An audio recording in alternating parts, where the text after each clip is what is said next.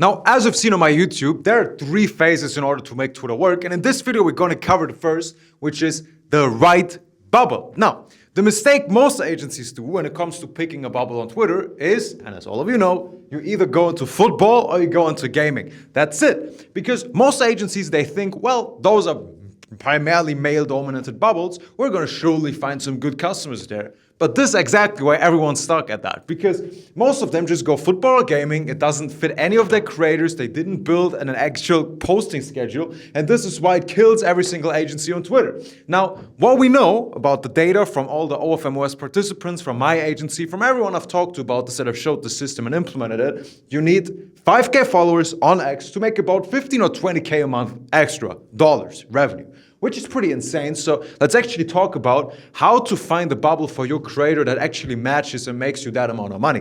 Now, first of all, if the bubble is wrong, you have 0 conversion. Even if you get the right numbers in terms of impressions and likes and engagement, you won't have the conversion that actually drives this revenue in there. So 3 steps now to find the right bubble. First of all, you need to make sure it is not a mismatch. That's the first mistake you're doing. Meaning, look at your creator's face type, how she looks as a person. You know this. The blonde, shy creator, as we talked about in the YouTube, is not going to be a football hooligan who goes beating up other fan clubs at the weekend. It doesn't work like that. Same way, her energy might not be the one for gaming. Gamer girls are usually either kind of cute anime girls or they're very shy, like the gamers themselves, right? I have anxiety when going out. If your creator is like a tattooed Latina with a BBL, she's probably not a gamer. And third of all, her real personality is something you can't fake. So if I sit on a YouTube video and yell at you and do retarded jokes, that's just me as a person. Meaning you're probably going to think, yeah, that's true.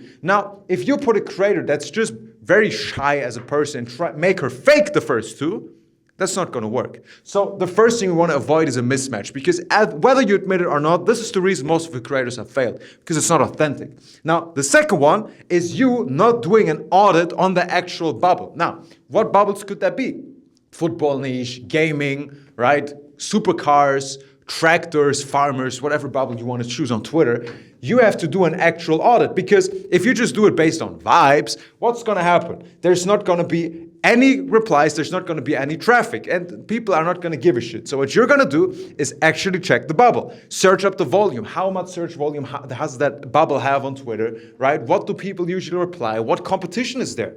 Has it been done before? We don't know. This is why you want to check out that bubble, because also, fun fact that I didn't write on this whiteboard, is you're already going to figure out what works and what doesn't. You're already going to see what the competition is doing well and what they're doing horrible. And you already learn from their mistakes. You can just copy what works best, kind of skim off the top type of thing.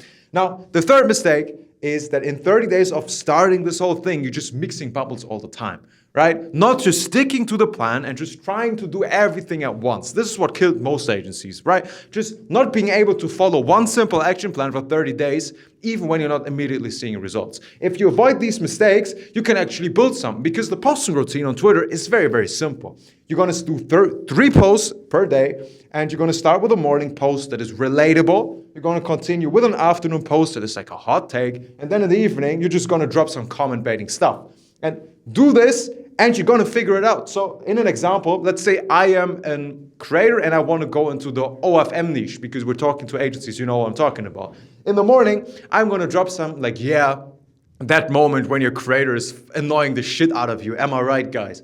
All right, all of you are going to be like, well, my creator is annoying the shit out of me. Well, that deserves a like, and you're going to engage. Then in the afternoon, I'm going to drop a hot take, like, hot take, you should maybe run this business like a professional agency and not like a retard or a monkey with a MacBook. Then everyone is going to crash out, because they've never thought about that. They've never heard that opinion. Well, why wouldn't you run OFM like a fucking monkey if I'm already earning two grand a month? I'm so successful. And then in the evening, I'm going to do comment baiting. Like, drop me the craziest thing a chatter has ever done. Not just, oh, I was late to the shift, but blowing your mind type of stuff. And then everyone's going to say, yeah, my chatter actually sold a PPV once, which is, I guess, unusual by the amount of questions I get about chatting. Anyway, do this and you have a posting routine set up. Now, in order to spot a mismatch and if a bubble is actually successful, by the way, here's what you can do because it's 3 easy steps.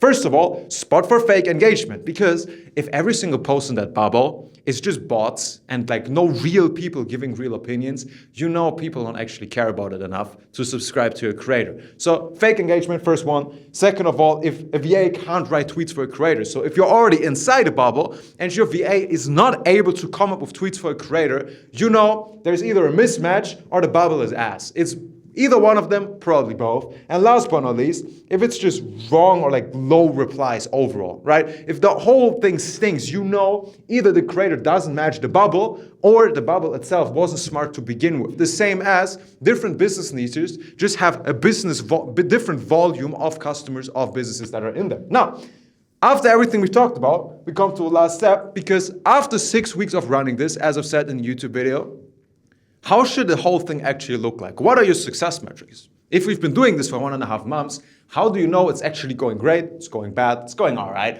I'm going to tell you, because after 6 weeks of running it, like I told you, you should be having at least 2,000 followers if you're doing the math right over there. You know, that's already getting some good money. And you should have like, out of 1 or 3 tweets, like 10K plus impressions at least.